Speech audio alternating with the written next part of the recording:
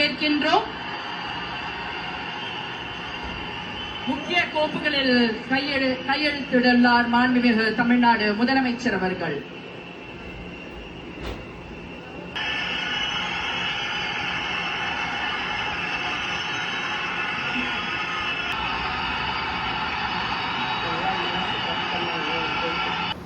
C. Joseph Vijay எனும் நான்